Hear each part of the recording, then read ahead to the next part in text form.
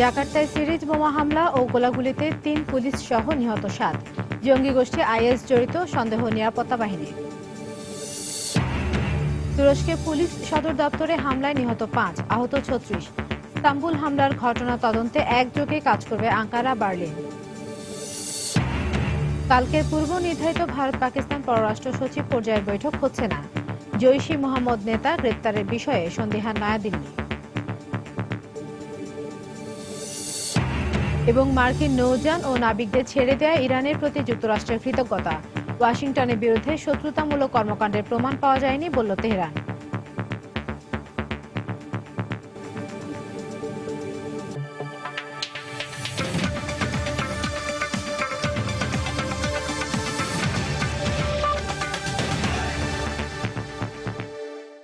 আন্তর্জাতিক সময়, সঙ্গে আছি আমি ইশরাত জাহান। ইন্দোনেশিয়ার রাজধানী জাকার্তায় জাতিসংঘের কার্যালয়ের কাছে আত্মঘাতী বোমা হামলা এবং গোলাগুলিতে ৩ পুলিশ সহ নিহত হয়েছেন ৭ জন। এদের মধ্যে ৪ জন হামলাকারী বলে গণমাধ্যমের খবরে জানানো হয়। হামলার দায় এখনও কেউ স্বীকার না করলেও পুলিশের ধারণা হামলার সঙ্গে জঙ্গি গোষ্ঠী আইএস জড়িত। এরই মধ্যে হামলাকারীদের ধরতে অভিযান শুরু করেছে নিরাপত্তা বাহিনী। বৃহস্পতিবার স্থানীয় সময় সকাল ১১টায় জাকার্তায় আত্মঘাতী বোমা হামলা হয় একটি শপিং মলের সামনে। মুহূর্তেই আতঙ্ক ছড়িয়ে পড়ে চারপাশে। প্রত্যক্ষদর্শীরা জানান, প্রেসিডেন্সিয়াল প্যালেস থেকে ১.৫ কিলোমিটার দূরে পাকিস্তান ও তুরস্ক দূতাবাসের কাছে পরপর ৬টি বোমার বিস্ফোরণ হয়। একই সঙ্গে চলে গুলিবর্ষণ। হামলাকারীদের প্রতিহত করতে নিরাপত্তা বাহিনী মাঠে নামলে শুরু হয় বন্দুকযুদ্ধ। এতে বেশ কয়েকজন পুলিশ সদস্য নিহত হন, আহত হন আরো অনেকে।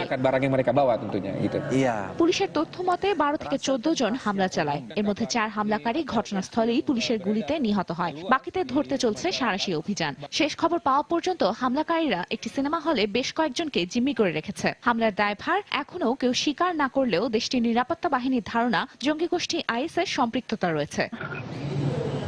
এরই মধ্যে দেশটির প্রেসিডেন্ট জোকো উইদোদো এই ঘটনার তীব্র নিন্দা জানিয়েছেন।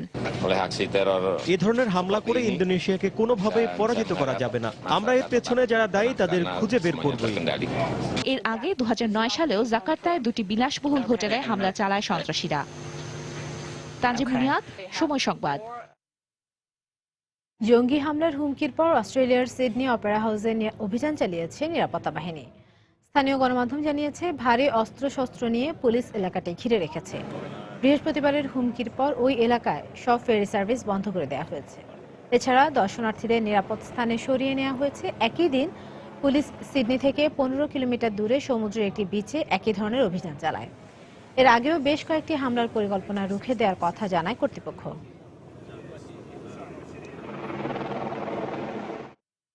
দেখছেন আন্তর্জাতিক সময়। তুরস্কের দিয়ারবাকির প্রদেশের সিনার জেলায় পুলিশ সদর দপ্তরে গাড়ি বোমা হামলায় নারী ও শিশু সহ ৫ জন নিহত ও অন্তত ৩৬ জন আহত হয়েছে। এখন পর্যন্ত কেউ হামলার দায় স্বীকার না করলেও এর পেছনে কুর্দিস্তান ওয়ার্কার্স পার্টি পিকেকে জড়িত বলে মনে করছে তুরস্ক কর্তৃপক্ষ। এদিকে ইস্তাম্বুলে মঙ্গলবারের আত্মঘাতী হামলার ঘটনা তদন্তে এক হয়ে কাজ করার কথা জানিয়েছে জার্মানি ও তুরস্ক। একদিনের ব্যবধানে আরেকটি বোমা হামলায় কেঁপে ওঠে তুরস্ক। বৃহস্পতিবার দক্ষিণ পূর্বাঞ্চলীয় দিয়ারবাকির প্রদেশের সিনার জেলায় পুলিশ সদর দপ্তরে গাড়ি বোমা বিস্ফোরণে নারী ও শিশুসহ বেশ কয়েকজন হতাহত হয়। এখন পর্যন্ত কেউ হামলার দায় স্বীকার না করলেও তুর্কি কর্তৃপক্ষ এর পেছনে কুর্দিস্তান ওয়ার্কার্স পার্টিকে সন্দেহ করছে। গত কয়েক মাস ধরে সেদেশের দক্ষিণ পূর্বাঞ্চলে সরকারের নির্দেশে সেনাবাহিনীর কুর্দি নির্মূল অভিযানে নিহত হয়েছে বহু কুর্দি যোদ্ধা। এরই জেরে সেখানে দুপক্ষের মধ্যে সংঘর্ষ চলছে। এর আগে ইস্তাম্বুলের সুলতান আহমেদ পর্যটন এলাকায় সন্দেহভাজন এক আইএস জঙ্গির আত্মঘাতী হামলায় আহতদের দেখতে শহরের হাসিকি হাসপাতাল পরিদর্শনে যান প্রধানমন্ত্রী আহমেদ দাভুতোগলু ও জার্মান স্বরাষ্ট্রমন্ত্রী থমাস দি মাইটসিয়ারে। হামলায় নিহত ১০ জনই জার্মান নাগরিক বলে নিশ্চিত হওয়া গেছে। এ সময় দুই দেশ ঘটনা তদন্তে একত্রে কাজ করার কথা জানান। প্রাথমিক তদন্তে জার্মান নাগরিকদের উদ্দেশ্য করে হামলা চালানোর বিষয়ে কোনো প্রমাণ পাওয়া যায়নি। তবে তুরস্কে জার্মান নাগরিকদের দীর্ঘমেয়াদী সফরে নিষেধাজ্ঞা আরোপ করা হতে পারে। হামলায় সম্পৃক্ততার জেরে আটক ৩ রুশ নাগরিককে জিজ্ঞাসাবাদ শুরু করেছে তুর্কি কর্তৃপক্ষ। আইএস জঙ্গিদের সঙ্গে যোগাযোগ রয়েছে এমন সন্দেহে তাদের সঙ্গে থাকা কাগজপত্র জব্দ করার কথাও জানান তারা। সন্দেহভাজন আত্মঘাতী হামলাকারী আইএস জঙ্গি নাবিল ফাদলির সিসিটিভি ছবি প্রকাশ করেছে গণমাধ্যম। ফাদলি সিরীয় শরণার্থী হিসেবে ইস্তাম্বুলে নাম নিবন্ধন করে। সেখানে তার আঙুলের ছাপের সঙ্গে বিস্ফোরণ স্থান থেকে হামলাকারীর আঙুলের ছাপ মিলে যাওয়ায় ফাদলির জড়িত থাকার বিষয়টি নিশ্চিত হওয়া গেছে। এদিকে ইস্তাম্বুলে সিরীয়র আত্মঘাতী হামলায় হতাহতের ঘটনায় এখন তুর্কিদের বিদ্বেষাত্মক আচরণের আশঙ্কায় রয়েছে দেশটিতে বসবাসরত বাকি সিরীয়রা। এ সময় তারা কতিপয় দুষ্কৃতিকারীর জন্য গোটা সিরীয় জাতিকে ভুল না বোঝার আহ্বান জানিয়ে বোমা বিস্ফোরণে হতাহতের প্রতি শোক ও শ্রদ্ধা জানায়। সঞ্জনা চৌধুরী, সময় সংবাদ। পাকিস্তানের রাজধানী ইসলামাবাদে ARY নিউজ নামে একটি টেলিভিশন চ্যানেলের কার্যালয়ে গ্রেনেড হামলা ও গুলির ঘটনা ঘটেছে। দেশটির গণমাধ্যম ডন জানায়, বুধবার সন্ধ্যায় মুখোশধারী কয়েকজন হামলাকারী চ্যানেলটির কার্যালয়ে হ্যান্ড গ্রেনেড ছুড়ে মারে ও এলোপাতাড়ি গুলি চালায়। এতে চ্যানেলটির এক কর্মী আহত হন। হামলাকারীদের ফেলে যাওয়া একটি চিরকুটে IS এই হামলার দায় স্বীকার করেছে বলে উল্লেখ রয়েছে। এর আগে গেল ডিসেম্বরে দুনিয়া নিউজ নামের একটি চ্যানেলে হামলায় 3 জন আহত হয়। এছাড়া নভেম্বরেও এমন একটি হামলায় 1 জন আহত হয়েছিল।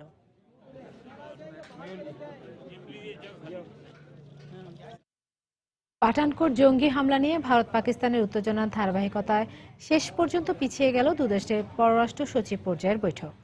পাকিস্তানের পররাষ্ট্র দপ্তর জানিয়ে দিয়েছে, শুক্রবার ইসলামাবাদে নির্ধারিত এই বৈঠক হচ্ছে না।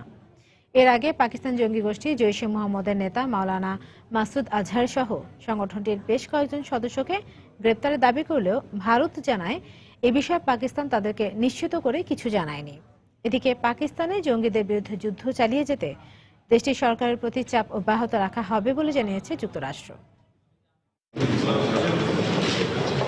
পাঠানকোটে জঙ্গি হামলা ও ভারত পাকিস্তান সাম্প্রতিক উত্তেজনার বিষয়ে আলোচনা করতে বুধবার পাক প্রধানমন্ত্রী নওয়াজ শরীফ সেনাবাহিনী ও সরকারের শীর্ষস্থানীয় প্রতিনিধিদের সঙ্গে বৈঠক করেন। এতে পাঠানকোট হামলার তদন্তে অগ্রগতির কথা তুলে ধরা হয়।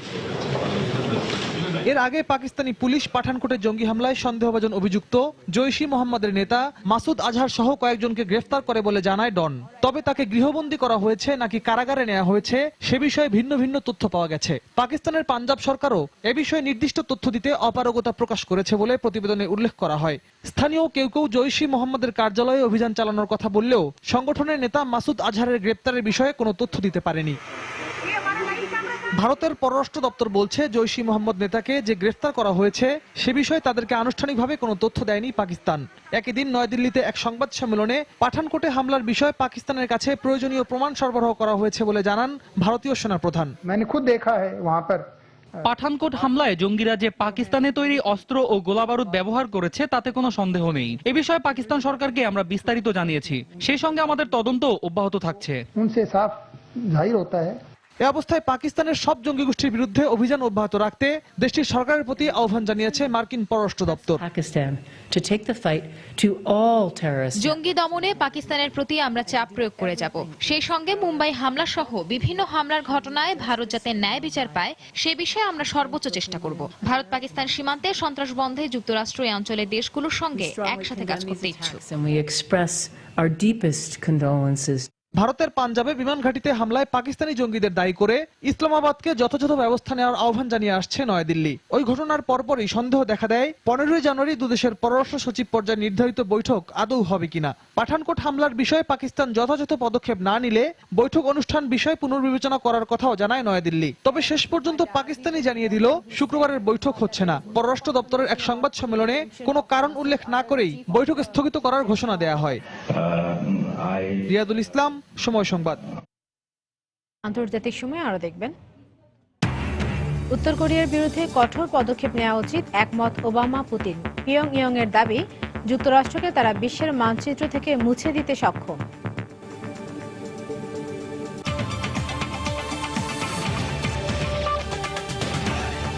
আটক মার্কিন নৌযান ও নাবিকদের ছেড়ে দেয়া ইরানকে ধন্যবাদ জানিয়েছেন যুক্তরাষ্ট্রের পররাষ্ট্রমন্ত্রী জন কেরি। ইরানের পররাষ্ট্র মন্ত্রণালয় বলেছে, কোনো ধরনের শত্রুতামূলক কর্মকাণ্ডের উদ্দেশ্যে নৌযান দুটি তাদের জলসীমায় ঢুকে পড়েনি এমন প্রমাণ পাওয়ার পরই তাদের ছেড়ে দেওয়া হয়। কোনো ধরনের উত্তেজনা সৃষ্টি না করে মার্কিন নাবিকদের মুক্তি দেওয়ার ঘটনায় দুদেশের সম্পর্কে ইতিবাচক পরিবর্তনের ইঙ্গিত পাওয়া গেছে বলে মনে করছেন বিশ্লেষকরা। বৃহস্পতিবার পারস্য উপসাগরের ফার্সি দ্বীপের কাছ থেকে দুটি মার্কিন নৌযান জব্দ করার পর মুহূর্তের কিছু ভিডিও চিত্র প্রকাশ করেছে ইরানের রেভলিউশনারি গার্ড বাহিনী। ভিডিওটির প্রথম দৃশ্যে দেখা যায় আটক করা মার্কিন নৌযানে কিছুটা বিব্রতকর অবস্থায় আছে 10 নাবিক। পরের দৃশ্যেই তাদের বেশ স্বাভাবিকভাবে ইরান কর্তৃপক্ষের সরবরাহ করা খাবার খেতে দেখা যায়। আরেকটি ভিডিওতে দেখা যায় আটক নাবিকদের সবাই সুস্থ স্বাভাবিক রয়েছে। তাদের একজন জানান ইরানের পক্ষ থেকে খুবই ভালো ব্যবহার পেয়েছেন তারা।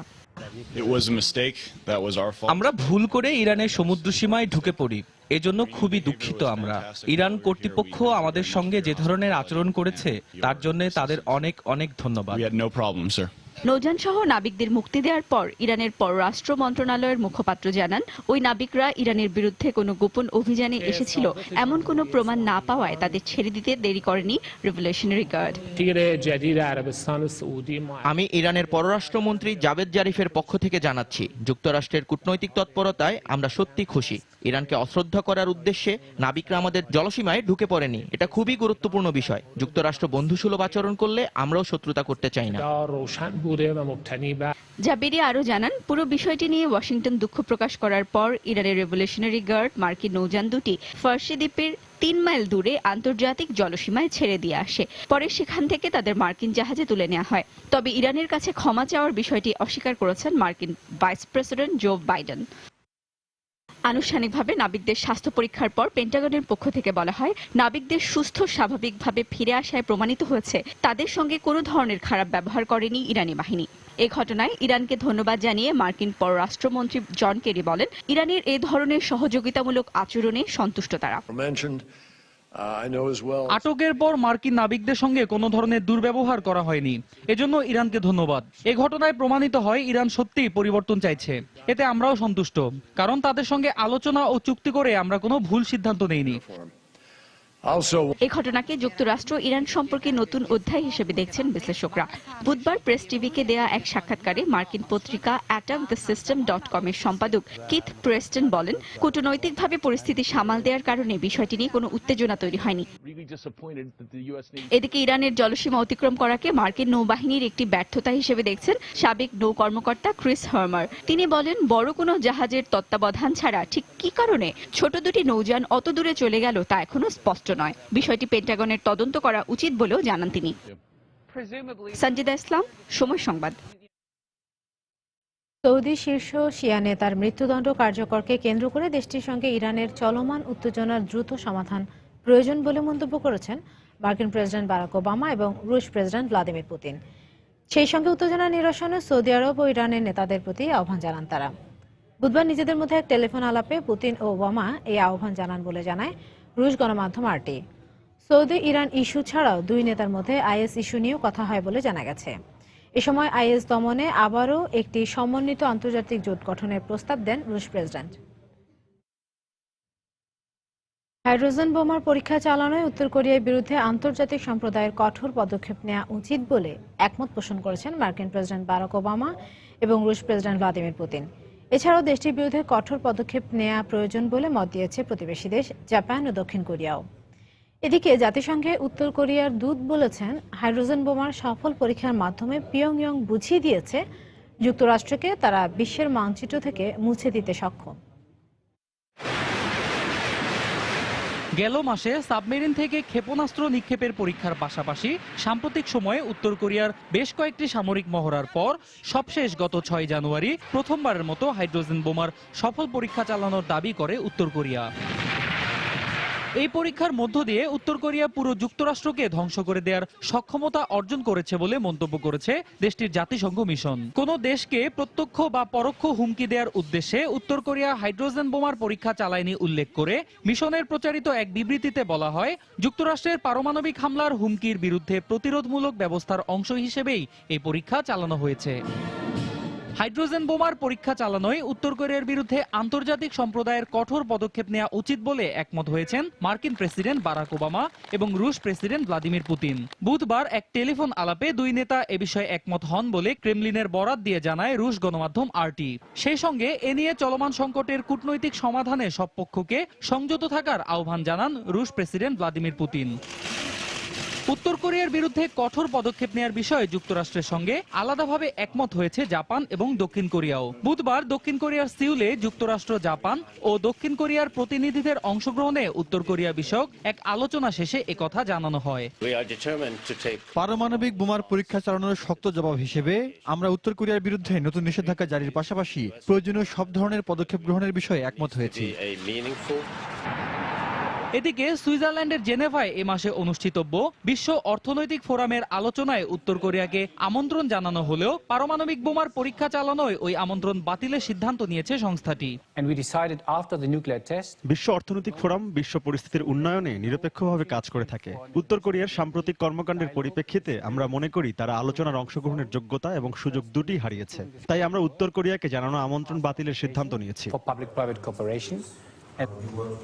উত্তর কোরিয়ার বিরুদ্ধে সম্ভাব্য সব ধরনের অর্থনৈতিক নিষেধাজ্ঞা জারির মাধ্যমে দেশটির উপর চাপ প্রয়োগ করতে চীনের প্রতি দক্ষিণ কোরিয়া আহ্বান জানানোর একদিন পর বেইজিং সবসময় উত্তর কোরিয়ার পারমাণবিক বোমার পরীক্ষা চালানোর বিপক্ষে বলে বুধবার আবারও চীনের পররাষ্ট্র মন্ত্রণালয়ের পক্ষ থেকে জানানো হয়। সেই সঙ্গে আঞ্চলিক শান্তি ও স্থিতিশীলতা বজায় রাখার স্বার্থে উত্তর কোরিয়াকে পরমাণু অস্ত্রহীন করতে প্রয়োজনীয় সবকিছু করা হবে বলেও এ সময় জানানো হয়।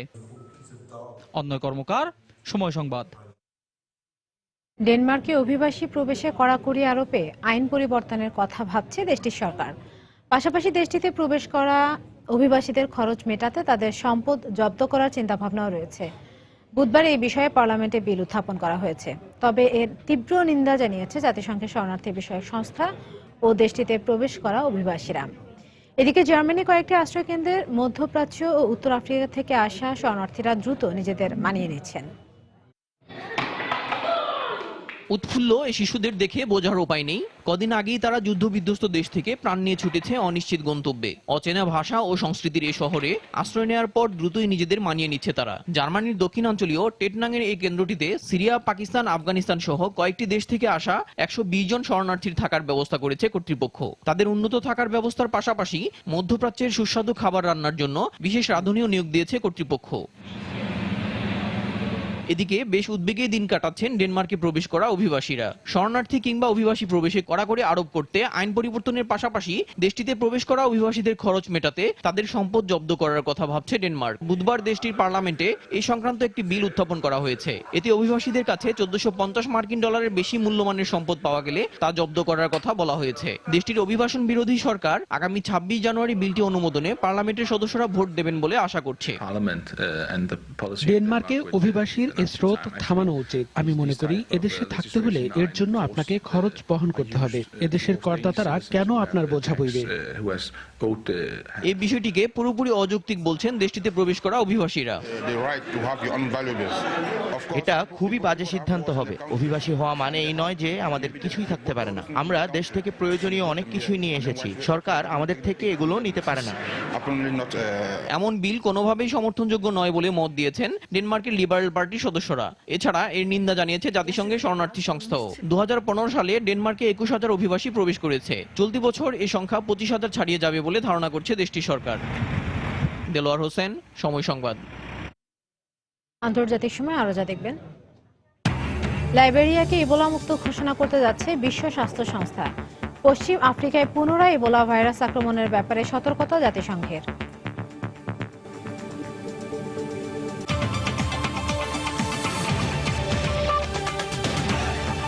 সিরিয়ায় চলমান সংকট সমাধানে জাতিসংঘের মধ্যস্থতায় আলোচনার উদ্যোগকে সমর্থন দেওয়ার ঘোষণা দিয়েছে রাশিয়া ও ইরান। তবে জাতিসংঘের শান্তি প্রস্তাবের বাস্তবায়ন ছাড়া সরকারি বাহিনীর সঙ্গে কোনো আলোচনায় বসতে অস্বীকৃতি জানিয়েছে বিদ্রোহীরা। এদিকে দেশটির উত্তর পূর্বাঞ্চলের সালমা শহর বিদ্রোহীদের কাছ থেকে পুনর্দখলে নেওয়ার দাবি করেছে আসাদ বাহিনী। সিরিয়ার লাতাকিয়া প্রদেশের সালমা শহর নিজেদের দখলে আনতে মঙ্গলবার বিদ্রোহীদের সঙ্গে সংঘর্ষ হয় সরকারি বাহিনীর। যুক্তরাজ্য ভিত্তিক সংস্থা Syrian observatory for human rights জানায়, এরই মধ্যে সিরিয়ার সরকারি বাহিনী ও হিজবুল্লাহর সদস্যরা শহরটি নিজেদের দখলে নিয়েছে। এদিকে দেশটিতে 4.5 বছর ধরে চলা সংকট সমাধানে জাতিসংঘের উদ্যোগকে সমর্থন দেওয়ার ঘোষণা দিয়েছে ইরান ও রাশিয়া। এক টেলিফোন আলাপে সিরিয়া ও ইয়েমেনে চলমান সংকট সমাধানের বিষয়ে আলোচনা করেন ইরানের আরব ও আফ্রিকা বিষয়ক উপপররাষ্ট্রমন্ত্রী হোসেইন আমির আবদুল্লাহিয়ান এবং রাশিয়ার উপপররাষ্ট্রমন্ত্রী মিখাইল বোগদানোভ। তবে সিরিয়ার বিদ্রোহীরা বলছে চলতি মাসে অনুষ্ঠিতব্য শান্তি আলোচনায় তারা অংশ নেবে যদি গত বছরের শান্তি প্রস্তাব অনুযায়ী সিরিয়ায় সাধারণ নাগরিকদের উপর হামলা চালানো বন্ধ হয় এবং যুদ্ধ বিধ্বস্ত এলাকায় নির্বিঘ্নে প্রয়োজনীয় ত্রাণ সামগ্রী পৌঁছায়। হোমস প্রদেশের গভর্নর তালাল বারাদি জানিয়েছেন ডিসেম্বরের চুক্তি অনুযায়ী এরই মধ্যে বিদ্রোহীরা ভারী অস্ত্রের প্রায় অর্ধেক সরকারের কাছে জমা দিয়েছে। অন্যদিকে দেশটির আল হাসাকা প্রদেশে মঙ্গলবার অ্যাসিরীয় খ্রিস্টানদের সঙ্গে কুর্দি বাহিনীর সংঘর্ষে 2 অ্যাসিরীয় যোদ্ধা এবং এক সাধারণ নাগরিক নিহত হয়েছে। এর মধ্য দিয়ে দেশটির উত্তরাংশে প্রথমবারের মতো অ্যাসিরীয়দের সঙ্গে কুর্দি বাহিনীর সংঘর্ষের ঘটনা ঘটল। আফরোজ নিপা, সময় সংবাদ। সৌদি আরবের দক্ষিণ পশ্চিমাঞ্চলীয় আসির অঞ্চলে ইয়েমেনি হাউথি বিদ্রোহীদের হামলায় সৌদি জোটের অন্তত 4 সেনা নিহত হয়েছে। বৃহস্পতিবার হাউথিদের পরিচিত আল মাসিরা টিভির বরাত দিয়ে গণমাধ্যম প্রেস টিভির খবরে বলা হয়, হাউথিরা ওই অঞ্চলে হামলা চালানোর পর জোটের সেনাদের সঙ্গে তাদের তীব্র সংঘর্ষ হয়। সৌদি সীমান্তের জিজান প্রদেশেও রকেট হামলা চালিয়েছে হাউথিরা। একই দিন ইয়েমেনি প্রদেশ হাজ্জায় সৌদি জোটের একটি পর্যবেক্ষক বিমান গুলি করে ভূপাতিত করার দাবি করে হাউথিরা। হাউথিদের দমনে সৌদি জোটও পাল্টায় বিমান হামলা চালায় ইয়েমেনের সাদা ও মারিব প্রদেশে। সাদা প্রদেশের মাজাজ জেলায় একটি আবাসিক এলাকায় সৌদি জোটের হামলায় কয়েকটি ঘরবাড়ি বিধ্বস্ত হওয়ার খবর পাওয়া গেছে।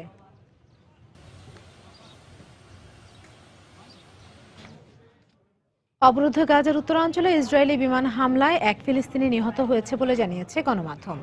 গাজা উপত্যকায় উত্তরাঞ্চলীয় সমুদ্র সৈকতের কাছে ইসরায়েলের দেয়া বেড়ার কাছে এই বোমা আঘাত হানে বলে জানিয়েছে গাজা নিয়ন্ত্রণকারী সংগঠন হামাস।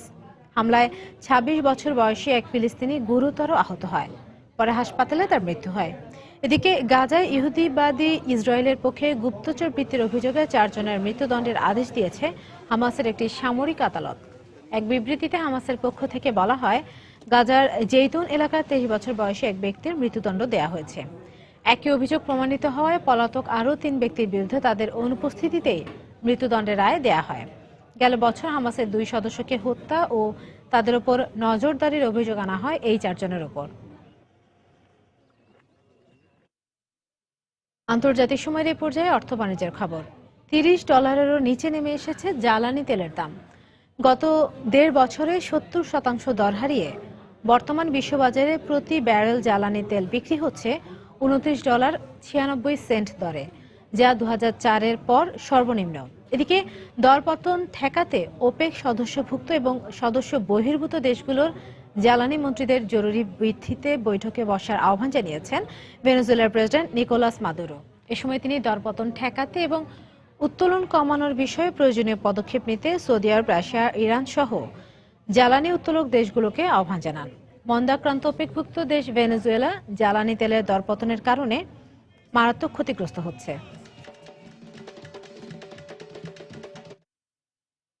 জ্বালানি তেলের দরপতনের কারণে বিশ্বব্যাপী অন্তত 4000 কর্মী ছাঁটাই করবে ব্রিটিশ পেট্রোলিয়াম বিপি। বর্তমানে বিশ্বব্যাপী বিপির কর্মচারী রয়েছে 80,000। ব্রিটেনে কাজ করছে 4000 কর্মী। জ্বালানি তেলের দাম 70% পর্যন্ত কমায় মুনাফার পরিবর্তে লোকসান গুনতে হচ্ছে জ্বালানি কোম্পানিগুলোর। এ কারণে খরচ কাটছাট করছে কোম্পানিগুলো। একইভাবে আগামী 4 বছরের জন্য $3,200 কোটি বিনিয়োগ কমাচ্ছে ব্রাজিলের জ্বালানি প্রতিষ্ঠান পেট্রোবাস।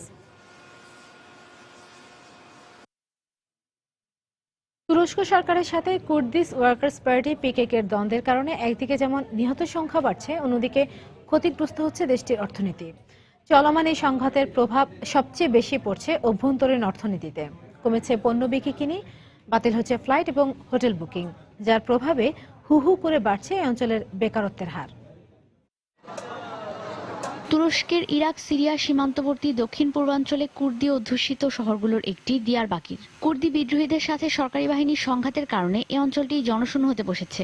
অথচ 2013 সালে তুরস্ক সরকারের সাথে কুর্দি বাহিনীর শান্তি আলোচনার মধ্য দিয়ে চাঙা হতে শুরু করেছিল এই অঞ্চলের অর্থনীতি। কিন্তু বছরখানেক পরই আবার উত্তপ্ত হয়ে ওঠে পরিস্থিতি। এতে বিপর্যয়ের মুখে পড়েছে দক্ষিণ পূর্বাঞ্চলের বেশ কয়েকটি শহরের অর্থনীতি। কমে গেছে বিকিনি এবং পর্যটক আনাগোনা, বাড়ছে বেকারত্ব। 20 বছর ধরে ব্যবসা করছি, এত খারাপ অবস্থা কখনোই হয়নি। আমাদের ব্যবসার 95%ই ক্ষতিগ্রস্ত হচ্ছে, কারণ 32 দিনের কারফিউর জন্য দোকান খুলতেই পারিনি। গোলাগুলির শব্দ এখন স্বাভাবিক মনে হয়। এই অঞ্চলের ক্ষুদ্র ব্যবসায়ীরা ব্যাংক থেকে ঋণ নিয়ে ব্যবসা শুরু করায় এখন দেউলিয়া হতে বসেছেন। বেকারত্ব হার পৌঁছেছে 30%। ফ্লাইট বাতিলের পাশাপাশি পর্যটকদের হোটেল বুকিং 80% থেকে নেমে এসেছে 30%। ব্যাংকগুলো এখন তীর্থের কাকের মতো অপেক্ষা করছে এই অঞ্চলে বিনিয়োগে আগ্রহী এমন কারো প্রত্যাশায়। এই মুহূর্তে সব হোটেলই খালি, কষ্ট করে কোনো পর্যটক খুঁজে পাবেন না। বিমানগুলো পর্যন্ত খালি, যে কোনো সময় সিট পেয়ে যাবেন। আমাদের ক্ষতির মাত্রাটা খুব বেশি। পাওনা পরিশোধ নিয়ে অনিশ্চয়তা থাকায় এই অঞ্চলে পণ্য পরিবহন বন্ধ করে দিয়েছে পশ্চিমা কোম্পানিগুলো। স্থানীয় এক গবেষণায় দেখা গেছে ইরানে পণ্য রফতানি করতে না পারায় ডিসেম্বর থেকে এ পর্যন্ত $45 কোটি ক্ষতি হয়েছে তুরস্কের এই অঞ্চলের। ঈশিতা ব্রহ্ম, সময় সংবাদ। আল্পস পর্বতে বরফ ধসে 2 ফরাসি স্কুল ছাত্র ও এক ইউক্রেনীয় পর্যটকের মৃত্যু হয়েছে। বিবিসি জানায় বুধবার এই ঘটনায় আরও 2 শিক্ষার্থী ও এক শিক্ষক গুরুতর আহত হয়েছেন। পর্যটক দলের আহত সদস্যদের উদ্ধারকারীরা জরুরি চিকিৎসার ব্যবস্থা করে। 10 জনের ওই দলটি আল্পস পর্বতমালার লেস ডিওয়াক্স এলাকায় স্কি করতে গেলে বরফে ধস হয় বলে জানায় গণমাধ্যম। এ ঘটনায় ফরাসি প্রেসিডেন্ট ফ্রাঁসোয়া ওলাদ নিহতদের পরিবারের প্রতি সমবেদনা জানিয়েছেন।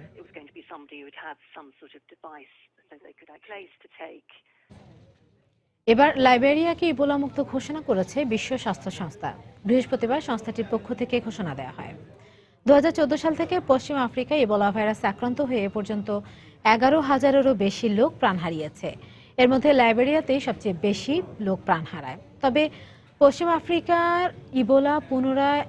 পুনরায় ইবোলা ভাইরাস আক্রমণের ব্যাপারে সতর্ক করেছেন জাতিসংঘের মহাসচিব বান কি মুন। গত বছর গিনি ও সিয়েরা লিওনকে ইবোলা মুক্ত ঘোষণা করা হয়।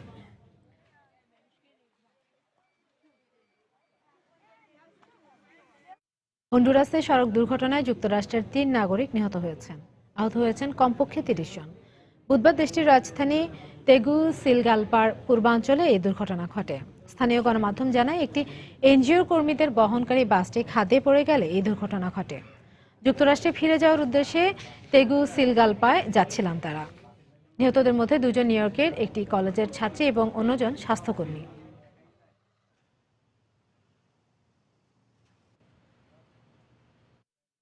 হন্ডুরাসের গভীর জঙ্গলে পৌরাণিক হোয়াইট সিটির কিছু প্রাচীন নিদর্শন খুঁজে পেয়েছেন প্রত্নতাত্ত্বিকরা। বুধবার রয়টার্স জানায় দেশটির পূর্বাঞ্চলীয় মস্কুইশিয়ায় 2012 সালে 20 বর্গ কিলোমিটার এলাকা জুড়ে পাশাপাশি 3টি প্রাচীন শহর আবিষ্কারের পর এই প্রথমবার সেখানে পৌরাণিক নিদর্শনের সন্ধান মিলল। এলাকাটি দুর্গম ও মাদক চোরাকারবারীদের অভয়ারণ্য হওয়ায় কঠোর নিরাপত্তার মধ্য দিয়ে খনন কাজ চালিয়ে যাচ্ছে কর্তৃপক্ষ। খুঁজে পাওয়া 60টিরও বেশি নিদর্শনের মধ্যে পাথরে তৈরি মানব ও জাগুয়ারের মূর্তি, পিরামিড ও অন্যান্য স্থাপনার প্রতিকৃতি রয়েছে। এগুলো 1000 থেকে 1200 অব্দের বলে ধারণা করছেন প্রত্নতাত্ত্বিকেরা। 16 শতকের দিকে মধ্য আমেরিকায় স্প্যানিশ উপনিবেশের সময় হোয়াইট সিটির নাম জানা যায়।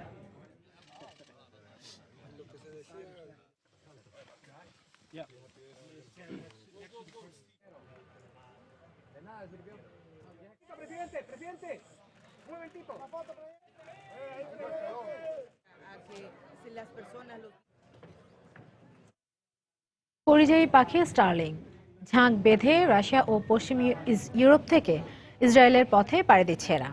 এই চলতি পথে হাজার হাজার স্টার্লিং এর নৃত্য মরুভূমির আকাশে অবতারণা করেছে মনোমুগ্ধকর এক দৃশ্যের। ঠিক যেন আকাশকে মঞ্চ বানিয়ে দল বেঁধে নেচে চলেছে ছোট্ট পাখিগুলো। খাবার সংগ্রহের কসরত হলেও বেশ উপভোগ্য পাখিগুলোর উড়ে চলা। প্রতি বছর এই এলাকায় হেমন্ত থেকে বসন্তের প্রথম ভাগ পর্যন্ত দেখা যায় পাখির নৃত্য। কখনো আবার পাখির ঝাঁক উঠতে থাকে অনেক উঁচুতে। মনে হতে পারে আকাশ ঢেকে রয়েছে কালো মেঘে।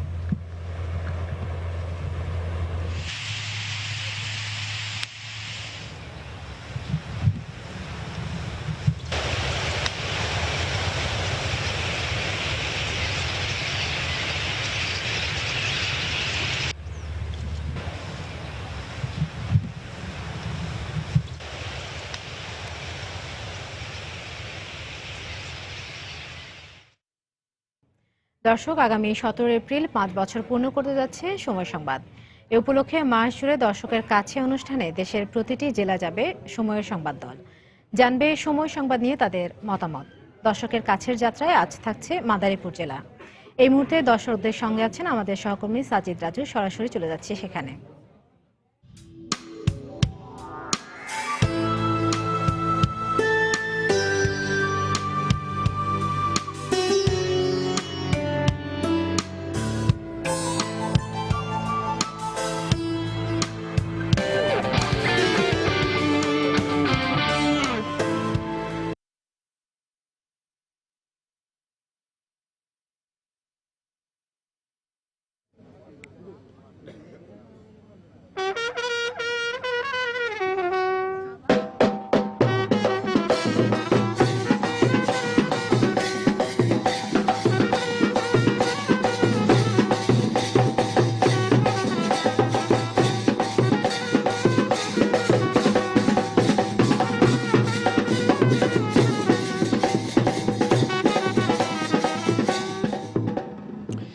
সময় টেলিভিশনের পঞ্চম প্রতিষ্ঠা বার্ষিকী আগামী 17 এপ্রিল। গত 5 বছরে আমরা দর্শকদের যেসব অনুষ্ঠান প্রোগ্রাম দেখিয়েছি সেগুলো দর্শকদের কাছে কতটা ভালো লেগেছে এবং দর্শকদের মনে সময় টেলিভিশন কতটা জায়গা করে নিতে পেরেছে সেসব প্রশ্নের উত্তর খুঁজতে আমরা যাচ্ছি প্রতিটি জেলায়, জানার চেষ্টা করছি প্রতিটি দর্শকের প্রত্যাশার কথা। তারই ধারাবাহিকতায় আমরা চলে এসেছি মাদারীপুর জেলায় এবং মাদারীপুর জেলার যে সার্কিট হাউস এবং তার সামনে যে শকুন লেক সেটার সামনের চত্বরে আমরা এখন রয়েছি। আমাদের সঙ্গে যোগ দিয়েছেন মাদারীপুর জেলার বিভিন্ন শ্রেণী পেশার এবং বয়সের দর্শক। তাদের কথা জানতে এবং প্রত্যাশার কথা জানতে আমরা চলে যাচ্ছি তাদের কাছে। আমাদের পাশে কিন্তু পুরুষ, নারী এবং শিশু থেকে বৃদ্ধ সব বয়সের এবং সব পেশার মানুষ যোগ দিয়েছেন। তো আমরা একজন নারী দর্শকের প্রতিক্রিয়ার মধ্য দিয়ে এবং তার প্রত্যাশার মধ্য দিয়ে আমরা শুরু করতে যাচ্ছি আজকের অনুষ্ঠান। আপনার কাছে জানতে চাইবো যে গত 5 বছরে আমরা যেসব অনুষ্ঠান এবং খবর দেখিয়েছি আপনার প্রত্যাশা কতটা পূরণ করতে পেরেছে? ধন্যবাদ আপনাকে। আমার কাছে সময় টিভির সংবাদটা এবং সম্পাদকীয় নামে যে টক শোটা, এটা আমার কাছে খুব ভালো লেগেছে। সময় টিভির সাফল্য কামনা করি আমি। আপনাকে অনেক ধন্যবাদ। এদিকে আরো দর্শকরা রয়েছেন, তাদের একজনের কাছে জানতে চাইবো যে আপনি সময় টেলিভিশন দেখেন কিনা, দেখলে কি প্রোগ্রাম বা কি খবর, কি ধরনের খবর আপনার ভালো লাগে? জি, আমার সবচেয়ে বেশি ভালো লাগে গ্রামগঞ্জের যে সংবাদটা প্রচার হয় ওইটা যদি আরেকটু বেশি করা হতো তাহলে আমার কাছে আরো বেশি ভালো লাগতো। তাহলে গ্রামাঞ্চলের যে অসহায় লোকজন আছে তাদের থেকে আমরা অনেক কিছু জানতে পারতাম। আপনাকে ধন্যবাদ। গ্রামের খবর জানতে চাচ্ছেন, গ্রামের খবর নিয়ে আমাদের সন্ধ্যা 6টায় এবং পরের দিন সকাল 6টায় আরো 2টি বুলেটিন আমাদের প্রচারিত হচ্ছে। তো আপনার এই পরামর্শ নিশ্চয়ই আমাদের পথ চলায় সহযোগিতা করবে। আপনার কাছে জানতে চাইবো যে সময় টেলিভিশনের কাছে কি প্রত্যাশা করেন? আসলে সময় টেলিভিশন সময়ের তালে তালে একটি আধুনিক সংবাদ পরিবেশন করে থাকে এবং আমাদের মনের চাহিদা পূরণ করে। বিশেষ করে যখন যে সংবাদ খুব অল্প সময়ের মধ্যে আমরা ব্রেকিং নিউজের মাধ্যমে আমরা পেয়ে থাকি, যেটা অন্যান্য চ্যানেলে আমাদের সময় লাগে, কিন্তু এটা সময় টিভিতে আমরা সাথে সাথেই দেখতে পাই। এই জন্য আপনাকে ধন্যবাদ। আপনার কোনো পরামর্শ রয়েছে কিনা আমাদের প্রতি? আমাদের পরামর্শ একটাই, যে সময় সংবাদ যাতে বস্ত্রনিষ্ঠ নিষ্ঠার সাথে সংবাদ পরিবেশন করে, এটা যাতে তার ধারাবাহিকতার সামনেও ধরে রাখে, এটাই প্রত্যাশা। পুলিশের একজন কর্মকর্তা আমাদের সঙ্গে যোগ দিয়েছেন, তার প্রতিক্রিয়া জানবো যে আপনি যখন নাগরিক হিসেবে যখন গণমাধ্যম দেখেন বা পড়েন তখন গণমাধ্যমের কাছে কি ধরনের খবর আশা করেন এবং সময় টেলিভিশনের কাছে আপনার প্রত্যাশা কি? বস্তুনিষ্ঠ সংবাদ প্রচারিত হবে, এটাই আমাদের প্রত্যাশা। সাথে সাথে সময় টিভি যদি ক্রাইম রিপোর্টগুলো আরও ধারাবাহিকভাবে দেখাতে পারে তাহলে জনগণ আরও বেশি উপকৃত হবে, তারা আইন সম্পর্কে আরও বেশি সচেতন হবে। আপনাকে ধন্যবাদ। আইন বিষয়ক অনুষ্ঠান উনি চাচ্ছেন এবং অপরাধ বিষয়ক প্রতিবেদনের কথা বলছিলেন। আমার পাশে আরেকজন দর্শক রয়েছেন, তার কাছে জানতে চাইবো যে সময় টেলিভিশন গত 5 বছরে মানুষের কাছে কতটা যেতে পেরেছে, আপনার যে নিজস্ব পর্যালোচনা সেটি কি বলে? ধন্যবাদ। সময় টেলিভিশন খবরটা মূলত আমরা সবসময় দেখি, খবরটা খুব সুন্দর খবর পড়ে, পাশাপাশি মুক্তিযুদ্ধের কথা বলে, স্বাধীনতার কথা বলে। সুতরাং আমরা এই ধারাবাহিকতা রক্ষা হয় আর উত্তর সমৃদ্ধি হোক, আমরা সেই কামনা করি। আপনাকে ধন্যবাদ। মাদারীপুর এসে আমরা যেটি দেখেছি যে মাদারীপুরের বিভিন্ন বয়সের এবং বিভিন্ন শ্রেণীর মানুষরা আমাদের সময় টেলিভিশনের গাড়ির বহর এবং আমাদেরকে দেখে তারা বলেছেন যে সময় টেলিভিশন তারা দেখেন এবং সময় টেলিভিশনের কাছে পর্যালোচনামূলক এবং বিভিন্ন গ্রাম বাংলা সহ অন্যান্য খবর বিস্তারিত তারা আশা করেন। তো আমার পাশে আরেকজন দর্শক রয়েছেন, তার কাছে জানতে চাইবো যে সময় টেলিভিশনে আমরা যেসব অনুষ্ঠান প্রচার করি বা খবর প্রচার করি এর বাইরে আমাদের প্রতি কোনো পরামর্শ আপনার রয়েছে কিনা? সময় টেলিভিশনের প্রোগ্রাম খুব ভালোই হয়। বিশেষ করে আমার কাছে ভালো লাগে হলো ওই যে সম্পাদকীয়টা, এবং আমার একটা ব্যক্তিগত মতামত হলো গিয়ে কিছু সাংস্কৃতিক অনুষ্ঠান করলে মনে হয় এটার আরও হয় ভালো হয়। আর বিজ্ঞাপনটা একটু যদি কোনো মতে কমানো যায় এইদিকে, আর বিশেষ করে শিশুদের নিয়ে অনুষ্ঠান করা উচিত। বিশেষ করে আমি একজন সাংস্কৃতিক কর্মী, যদি সাংস্কৃতিক কর্মীদের নিয়ে কোনো সাংস্কৃতিক অনুষ্ঠান করা হয় তাতে আরও ভালো হবে। আপনাকে ধন্যবাদ। আপনার জ্ঞাতার্থে জানাচ্ছি যে আমরা কোন ধরনের বিজ্ঞাপন ছাড়া আমরা 2টো বুলেটিন ইতিমধ্যে প্রচার করছি, দুপুর 2টা এবং বিকেল 5টা। আপনার পাশ আরেকজন দর্শক আমার পাশে রয়েছেন, তার কাছে জানতে চাইবো যে আমাদের চলার পথে আপনার কোনো মূল্যবান কোনো পরামর্শ রয়েছে কিনা যেটি সামনে পথ চলায় আমাদেরকে সহযোগিতা করতে পারে। ধন্যবাদ সময় টিভি। সময়ের প্রয়োজনের সময় এই প্রতিপাদ্য নিয়ে আজ থেকে প্রায় 4-5 বছর আগে শুরু হয়েছিল সময় টিভির পথ চলা। সেই সময় থেকে সময়ের সাথে তাল মিলিয়ে আজ এই প্রান্তে উপনীত হয়েছে সময় টিভি। 24 ঘন্টা সময় বেশ ভালো লাগে। বিশেষ করে আমি সময়ের সংবাদ সবগুলিই দেখে থাকি। তবে আমার একটা উপদেশ, যেহেতু আমি একজন শিক্ষক, সেই হিসেবে আমার আপনাদের সময় টিভির কাছে আমার একটা আবেদন, সেটা হলো শিক্ষামূলক অনুষ্ঠানটা যদি আর একটু বেশি প্রচার করা যায় তাহলে আমার মনে হয় আরও দেশের শিক্ষিত জনগোষ্ঠী যারা আছে তারা আরও উপকৃত হবে। আপনাকে ধন্যবাদ। শিক্ষামূলক অনুষ্ঠান বা খবরের কথা তিনি বলছিলেন। আমার পাশে আরেকজন দর্শক রয়েছেন, তার কাছে জানতে চাইবো যে সময় টেলিভিশন আপনি দেখেন কিনা, দেখলে কি ধরনের খবর বা অনুষ্ঠান আরো প্রত্যাশা করেন আমাদের কাছে? আমি অবশ্যই সময় টিভি দেখি। সময় টিভি আমার খুবই প্রিয়।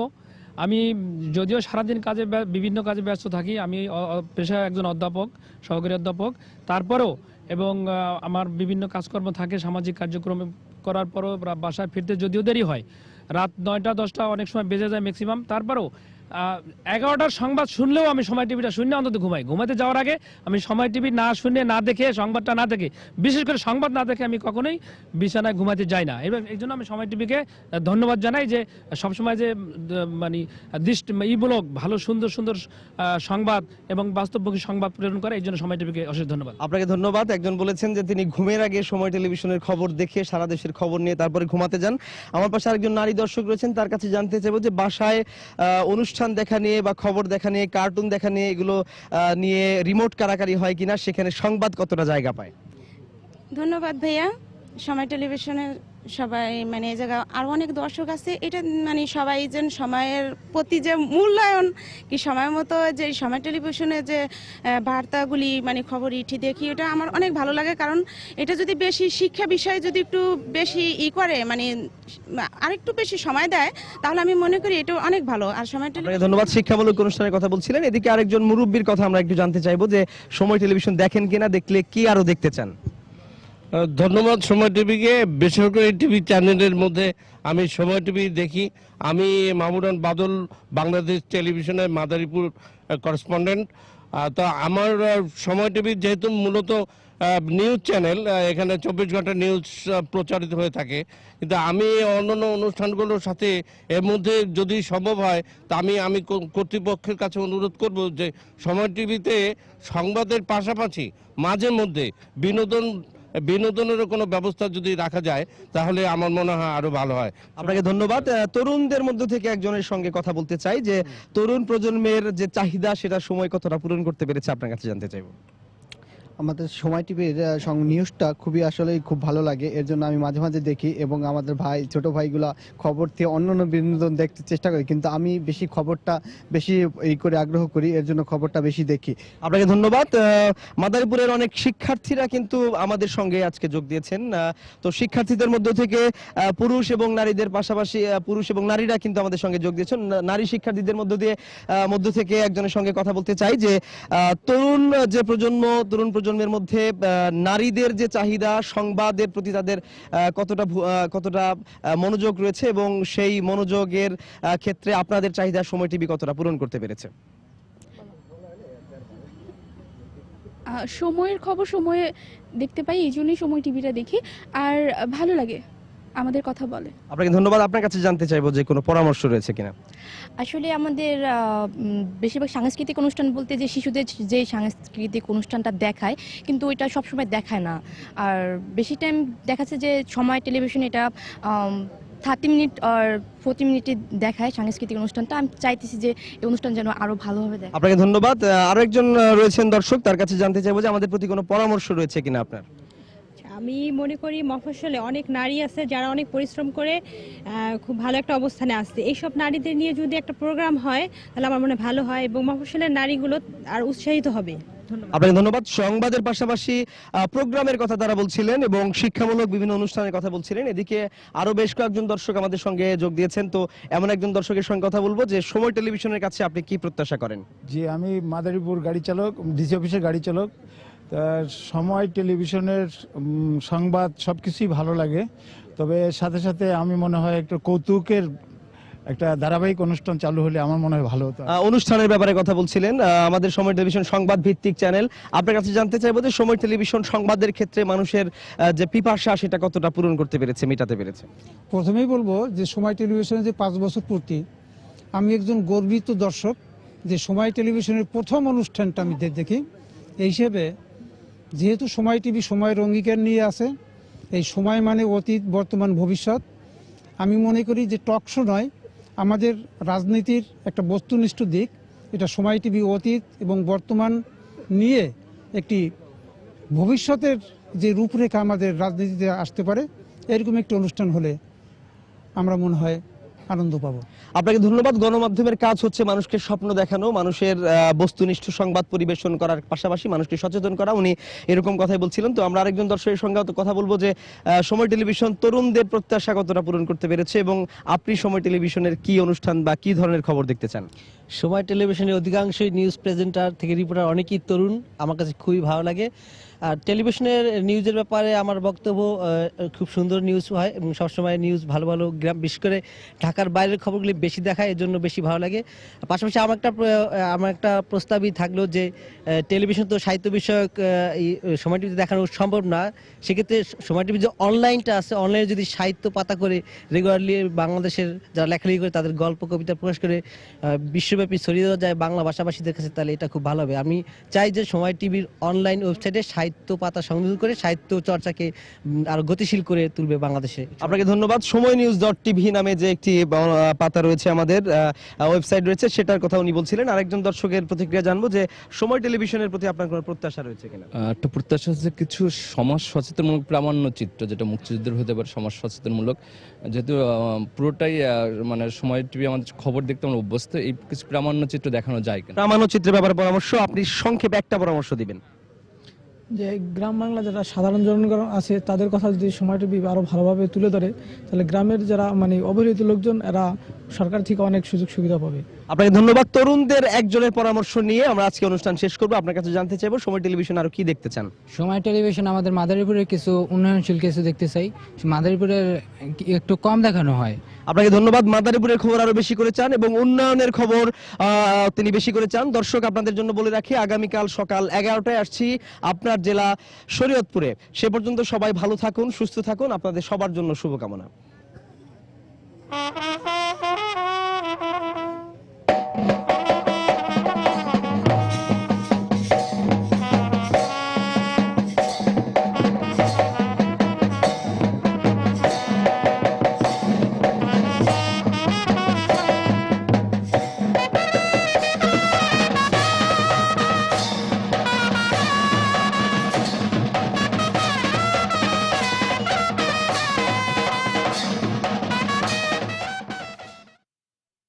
দর্শক, মাদারীপুর জেলার দর্শকরা সময় সংবাদের ব্যাপারে তাদের মতামত ও পরামর্শ জানাচ্ছিলেন, সাথে ছিলেন আমাদের সহকর্মী সাজিদ রাজু। এ পর্যায়ে আবারও জানিয়ে দিচ্ছি আন্তর্জাতিক সময়ের শীর্ষ সংবাদগুলো। জাকার্তায় সিরিজ বোমা হামলা ও গোলাগুলিতে 3 পুলিশ সহ নিহত 7, জঙ্গি গোষ্ঠী আইএস জড়িত, সন্দেহ নিরাপত্তা বাহিনীর। তুরস্কে পুলিশ সদর দপ্তরে হামলায় নিহত 5, আহত 36। ইস্তাম্বুল হামলার ঘটনা তদন্তে একযোগে কাজ করবে আঙ্কারা, বার্লিন। কালকের পূর্ব নির্ধারিত ভারত পাকিস্তান পররাষ্ট্র সচিব পর্যায়ের বৈঠক হচ্ছে না, জৈশে মোহাম্মদ নেতা গ্রেপ্তারের বিষয়ে সন্দিহান নয়াদিল্লি। এবং মার্কিন নৌযান ও নাবিকদের ছেড়ে দেয়ায় ইরানের প্রতি যুক্তরাষ্ট্রের কৃতজ্ঞতা, ওয়াশিংটনের বিরুদ্ধে শত্রুতামূলক কর্মকাণ্ডের প্রমাণ পাওয়া যায়নি বলল তেহরান।